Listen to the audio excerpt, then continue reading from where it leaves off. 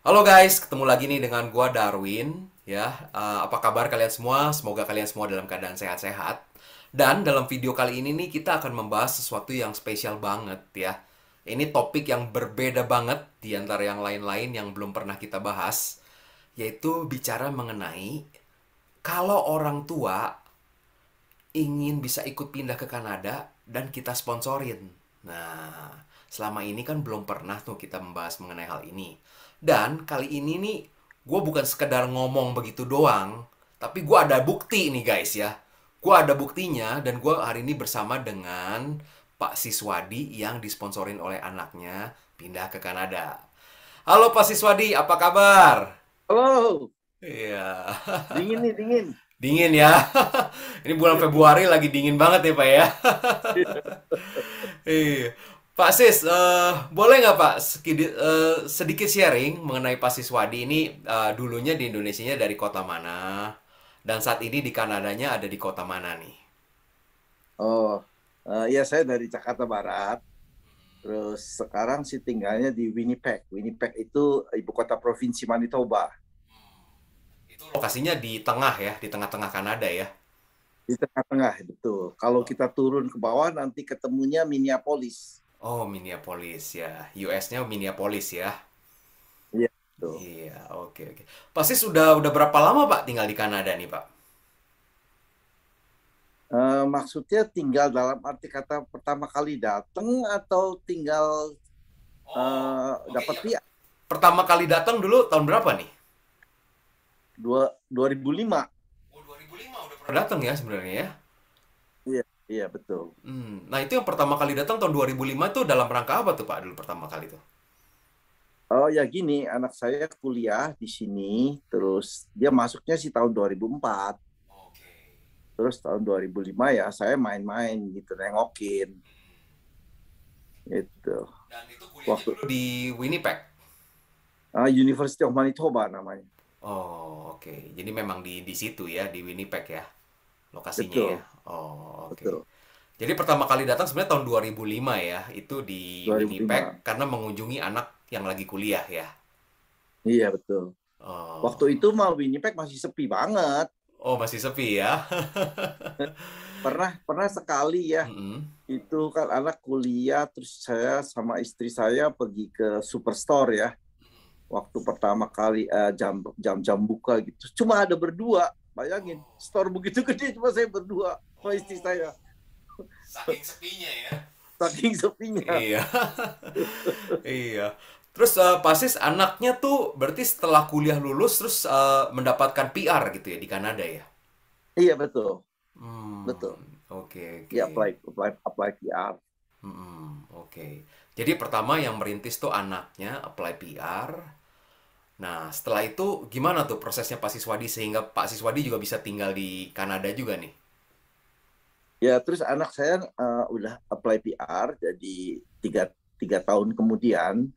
Jadi memang syarat yang untuk mensponsorin PR orang tua, parents or grandparents itu mesti dia sudah mempunyai penghasilan selama 3 tahun gitu. Terus dia tanya, nih papa mama mau nggak? Terus istri saya sih getol sih mau. Oh ya mau. Ya udah saya ikut-ikut aja gitu. Tadinya yang kepikiran bisa sampai tinggal di sini gitu. Oke. Jadi kan eh, apply PR-nya waktu itu tahun berapa tuh Pak? Waktu itu 2007, waduh 2017 ya, 2017. Belum lama ya berarti ya apply PR-nya ya? Iya, yang Oh, apply kan anak kan, oh oke oke. sponsor. Sponsor ya, iya. Iya. Nah ini prosesnya lama nggak tuh Pak dari di apply-nya sampai akhirnya dapat goalnya PR-nya itu waktu itu? Jadi kalau kita lihat di persyaratannya ya, itu untuk bisa mensuplai orang tua atau kakek nenek ya, grandparents termasuk, itu mesti sudah bekerja selama 3 tahun, Oke. sudah punya penghasilan gitu ya. Nanti kan bisa dilihat di dia punya laporan pajaknya kan. Betul. Dari dan dia ada persyaratannya sih gitu, ada persyaratannya. Iya. Waktu itu supaya mencukupi lebih mantep, terus jadi anak dan mantu yang ini yang mensponsorin. Oke. Jadi Gitu. income penghasilan dari anak dan mantu gitu ya digabung ya. Jadi kuat gitu ya Betul, buat sponsorinnya ya. lebih kuat gitu. Iya iya. Nah, itu prosesnya dari anak itu apa?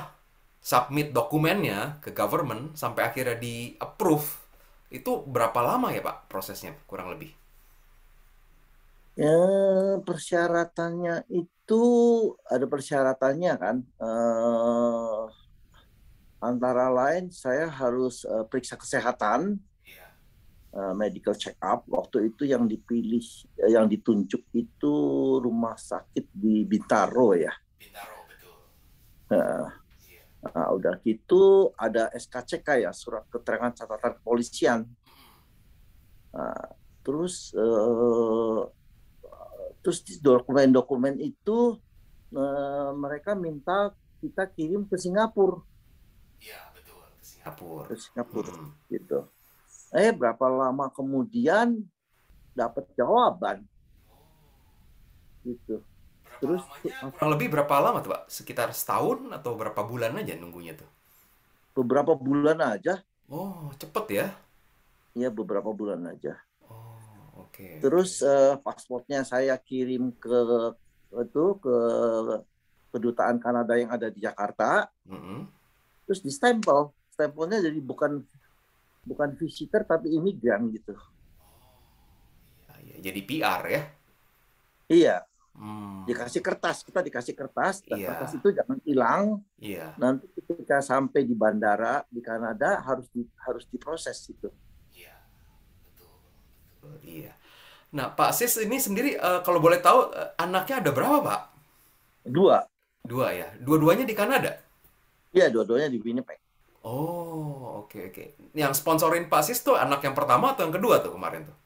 Yang pertama, Yang pertama, ya. Oke ya, oke. kan dia kan kuliah duluan kan lebih lulus duluan kan. Oh iya, betul. Jadi anaknya umur berapa tuh Pak sekarang, Pak Sis? Anaknya saya sekarang umur berapa? Umur 36. Udah 36 ya. Iya iya Hmm. iya. Kalau yang kedua berarti umur sekitar berapa tuh? 33-an gitu kali ya? Tuh, berapa? Enggak, Hmm. 31. 31. Ya, iya iya benar benar benar. Iya, Pak Sis nih berarti senior saya nih. Iya iya, seangkatan sama orang tua saya. Angkatan Iya. babe gue. Angkatan babe gue ya. Iya. Nah, bener-bener. Nah, Pasis terus gini, Pasis sendiri terakhir sebelum pindah ke Kanada, itu memang di Indonesianya sudah pensiun atau memang sudah nggak ada kegiatan sehingga decide untuk pindah ke Kanada atau gimana tuh, Pak? Jadi kalau saya sih masih ada kegiatan, masih ada kegiatan. Maka itu ketika PR itu keluar, sebetulnya PR itu kan keluarnya tahun 2018 tuh. Jadi saya kan, jadi kan ada batas waktunya 6 bulan kan, Betul. 6 bulan untuk first landing gitu ya. Nah saya tenang-tenang aja sampai pada waktunya udah mau habis, baru saya pesen tiket gitu. Karena saya pikir kan di Jakarta kan banyak kesibukan gitu ya. Betul. Terus waktu itu juga selain itu juga eh, mau datang winter gitu, winter. Jadi saya pikir nanti aja lah. Jadi saya pertama kali yang mau udah spring gitu kan, jadi sampai sini kan nggak kedinginan gitu. Iya, betul, betul. Iya, iya. Nah, terus akhirannya tadi yang saya dengar tuh kan Pak Sis akhirnya sama istri tuh pindah ke sini nih. Nah, dari Ya. tahun 2018 sampai dengan sekarang sudah pernah pulang ke Indonesia atau belum, Pak? Oh 2019 ya pulang, Oh, pulang. Iya, pulang. iya, iya, betul, betul. Tapi semenjak dari yang pandemi sampai sekarang belum pulang kali ya? Belum. Belum Kan ya. perhitungannya gini, Win. Hmm, Untuk bisa memperpanjang PR itu kan harus 730 hari menetap di Kanada. betul. Nah, terus saya hitung 730 hari, kalau 5 tahun, kan PR itu kan masa berlakunya 5 tahun. Betul. Jadi saya ngitung-ngitung tuh 1 tahun itu saya cicil 5 bulan Oke. Iya, Tapi iya. nggak menyangka ya 2020 ini, pandemi, jadi saya nggak pulang-pulang. Iya, betul. Oh, tadinya dalam setahun tuh nggak akan menetap berapa berapa lama gitu ya. Paling cuma 5 bulan aja di sini gitu ya. Nanti pulang Iya, lagi ke Indonesia ya. betul, betul. Hmm, iya iya iya. Betul betul. Nah, itu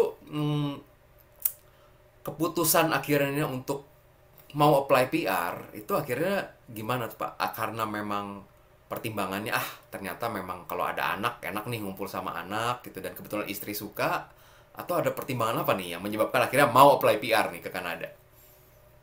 Sebetulnya yang nawarin justru malah anak. Anak Hmm. yang nawarin, mama, papi, mami, mau nggak nih saya ajuin PR. Hmm. Istri saya sih lebih agresif, mau gitu. Jadi Kenapa sih tante tuh begitu suka untuk ke Kanada tuh? ya pertama karena dia perhitungkan itu eh, masa tua itu lebih enak kumpulkan anak perempuan kan dengan Iya. anak perempuan gitu. Jadi Oh. timbangannya gitu. Iya. Oh, ini jadi Pak Siswadi tuh bersama dengan anak perempuan nih saat ini yang tinggal di Winnipeg nih bersama anak perempuannya ya. Emang anaknya perempuan dua, Pak. Oh, dua-duanya perempuan. Oke, oke. Iya, iya, iya. Bener, bener, bener, bener. Oke, oke. Nah, terus setelah eh, setelah di-decide nih, itu kan akhirnya tahu nih bahwa kota yang dituju itu Winnipeg ya. Kota yang super dingin gitu kan ya. Nah, waktu Iya. itu kira-kira ada pemikiran nggak, wah ini berat nih kalau tinggal di sana dingin gitu. Ada sempat kepikiran seperti itu nggak tuh ya? Ya, maka itu saya cari cari ketika saya ambil kira-kira 1 tahun 5 bulan itu, Mm-mm. saya ambilnya pada saat spring summer aja, Oh, oke oke. nggak sampai winter. Makanya winter ini adalah winter saya kedua sebetulnya. Oh, iya iya iya. Tapi so far oke ya ngejalanin winter di sini ya. So far ya lama-lama tubuh kita itu kan adjust gitu. Adjust ya. Ya, Iya iya iya, bener bener bener. Iya, jadi sebenarnya salah satu keuntungan kalau kita bisa kuliahin anak kita ke Kanada itu ialah nanti anak kita bisa PR dan kita bisa sponsorin orang tua kita gitu ya. Itu benar ya, sudah terbukti ya betul, Pak ya? terbukti. Ya Iya iya. beberapa teman saya juga yang menguliahkan anaknya di sini juga pada nanya, maka itu Mm-mm. saya pikir kalau dengan adanya YouTube ini kan mereka Mm-mm. bisa menarik hikmahnya gitu. Betul, betul, iya. Jadi tadi prosesnya itu yang pertama dari anak itu harus bisa membuktikan income-nya sudah mencapai level tertentu gitu ya. Itu yang pertama kali ya. Ada listnya di websitenya, ada listnya. Ada listnya ya. Iya. Mhm. Hmm. Iya. Nah, setelah income-nya sudah mencapai nilai yang dibutuhkan, nanti kalau sudah apply, proses berikutnya itu tadi itu ya. Pas siswadinya, orang tuanya harus medical check up tadi ya itu ya. Betul. Medical, Dan SKCK itu SKCK surat. ya. Iya. Nah, waktu proses medical check up-nya itu diperiksa secara detail nggak sih, Pak? Karena kan kalau orang tua kan pasti mereka ceknya tuh, wah ini takutnya yang namanya orang tua sudah mulai banyak ya macam-macamnya gitu ibaratnya. Nah, itu ribet nggak sih Pak prosesnya waktu itu untuk yang medical check up-nya? Enggak, daftar. Mm-mm. Pertama appointment, terus ditentukan harinya, eh, terus mudah aja, nggak. Ya kebetulan sih saya juga badannya sehat juga sih, Hmm, iya, gitu. betul, betul, betul. Lalu SKCK ya, yang harus Ya di... diambil darahnya, terus urinnya diambil. Oh, oke. Tapi so far bagus ya, resultnya nggak ada Bagus, itu ya. bagus. Lalu proses SKCK juga nggak ribet ya Pak ya? Untuk ngurus. SKCK saya ke kantor polisi Polsek ya. Eh, Pol, ya yang di Jalan Es Parman itu Jakarta Barat itu. Oh, iya, Masuk iya. ketik-ketik, udah kasih kan waktu itu kebetulan SKCK itu sekarang ada bahasa Inggris dan bahasa Indonesia. Oh, oke, oke. Iya, jadi udah nggak perlu translate lagi, Iya. Jadi lebih lebih praktis lagi ya, Pak ya. lebih praktis. Oke, oke. Iya, iya. Oke, jadi prosesnya kurang lebih seperti itu aja ya. Dari situ Iya, akhirnya dapet tuh ya visanya ya, tembus ya. dapat. Hmm. Betul, betul, betul. Nah, saya mau tanya sedikit nih Pak ya, mengenai yang tahun 2004, 2005, waktu pertama pas Siswadi itu sekolahin anaknya, kenapa tujuan negaranya itu Kanada waktu itu? Ya waktu itu sih pertimbangannya gini, waktu itu kan pertama tadinya kan ada beberapa, misalnya kalau Jerman mesti bahasa Jerman, belajar bahasa Jerman dulu. Iya, Kalau Belanda mesti belajar bahasa Belanda dulu kan. iya. Waktu itu bahasa Belanda di Erasmus Hoys kan. Hmm, Kalau kalau Jerman juga mesti les, tapi akhirnya dipikir-pikir, wah buang waktu lagi nih belajar bahasa Jerman atau Inggris kan. iya, betul. Jadi akhirnya dipikir negara perguruan tingginya cari yang bahasa Inggris aja gitu. Oke, Nah, sejujurnya kan bahasa Inggris kan Amerika, Australia atau Inggris atau Kanada kan. betul. Nah, waktu itu kan dihitung-hitung ongkosnya ternyata di Kanada ini yang lebih hemat gitu, Oh, lebih murah kan, gitu, sesuai kemampuan lah gitu. oh, oke, oke. Waktu itu kan kursnya juga antara kurs Canadian dollar sama US dollar lumayan banyak gitu selisihnya. Hmm, oke, oke. Jadi, Saya masih ingat waktu tahun 2004 tuh saya beli dolar Kanada itu 7.600 itu. oh, masih Hmm. 7.600 ya? Iya. Iya, iya, iya. Dan memang anaknya juga mau ya untuk pilih kuliahnya di Kanada, dia oke-oke aja ya waktu itu ya. Oke, oke aja. Ya Oh, kita sih sebagai pihak orang tua cari-cari tahu juga nih. Kebetulan ada temen jauh gitu yang menyekolahkan, mengkuliahkan anaknya di sini gitu. Jadi saya nanya-nanya juga. oke. Tapi waktu dulu Ya, pertama kali sekolahin anaknya ke Kanada, sempat kepikir nggak bahwa Pak Siswadi juga supaya bisa dapet PR gitu nantinya dulu? enggak. Sama sekali enggak. Nggak ya? Enggak. Sama sekali enggak. Nggak kepikiran ya sama sekali tadinya ya. Iya, Dan memang waktu itu enggak. dan setelah anaknya lulus, tadinya Pasis pikirnya akan pulang ke Indonesia lagi atau memang sudah tahu pasti anaknya akan menetap di Kanada nih waktu itu? Oh, waktu itu sih saya sih terserah anaknya aja, Hmm, iya. terserah anaknya. Jadi bebas ya waktu itu ya kalau mau di Kanada ya di Kanada, mau pulang ya pulang gitu ya, Pak ya. Betul. Dan nggak nyangka dong ya berarti akhirnya bakal tinggal di Kanada, nggak nyangka nih ya Pak Siswadinya ya sekarang ya. Ya mimpi pun enggak. Iya, iya. Tapi so far jadi sekarang gimana nih Pak? Menurut Pak Siswadi tinggal di Kanada itu oke nggak sih kalau menurut Pak Siswadi? Oh, oke sih. Mm-mm. Oke, ya, khususnya seperti kita PR kan dapat jaminan kesehatan kan. Kami dapat Manitoba Health gitu ya. Ada namanya Manitoba Health. Kemudian kalau untuk obat-obatannya itu ada namanya Pharmacare gitu. Jadi sampai pada batas income kita tertentu, kita hanya membayar, kalau kasusnya saya itu beserta itu hanya membayar $100 untuk obat-obatan, terus sisanya dijamin oleh Pharmacare itu. Jadi itu salah satu Gitu. benefit tinggal di Kanada tuh dari segi kesehatannya itu ya. Kesehatannya, keamanannya juga kan di sini bagus kan. Keamanannya juga bagus ya. Keamanannya bagus. Iya, Hmm. benar-benar. Kalau kalau boleh dibilang nyesel apa enggak nih tinggal di Kanada? Yang enggak nyesel, yang enggak. Enggak ya, enggak nyesel ya. Bersyukur, sebetulnya bersyukur. Benar-benar bersyukur ya. Oke. Kan dan karena sekarang ini kan saat ini tuh lagi banyak tuh orang di Indonesia yang pengen berangkat ke Kanada gitu ya. Pengen pengen tinggal di Kanada, pengen kerja di Kanada. Nah, dari Pak Siswadi kira-kira ada nasihat atau motivasi apa nih buat teman-teman yang lagi mau berjuang pindah ke Kanada nih? Kalau untuk seumuran orang, kelas orang tua, yang penting menurut saya bahasa Inggris juga ya. Berapa hari yang lalu ada orang tua yang kontak saya bilang, wah kamu bahas, saya bilang, ya bahasa Inggris dulu nih, kamu cepet-cepet les, kalau memang tujuannya untuk PR mesti les, kalau enggak kan nanti komunikasinya susah, saya bilang gitu. Oke, benar, benar, benar.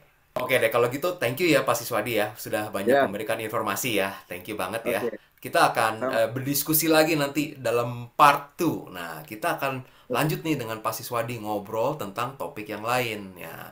Tapi terima kasih teman-teman sudah nonton video ini. Jangan lupa untuk subscribe, like, and comment, dan bantu share ke teman-teman yang lain ya. Siapa tahu di antara teman-teman yang lain ada yang nanti orang tuanya juga pengen ikut pindah ke Kanada. Nah, ini kan bisa mendapatkan informasi yang baik nih dari video ini. Oke, sampai jumpa di video Oke. berikutnya. Bye!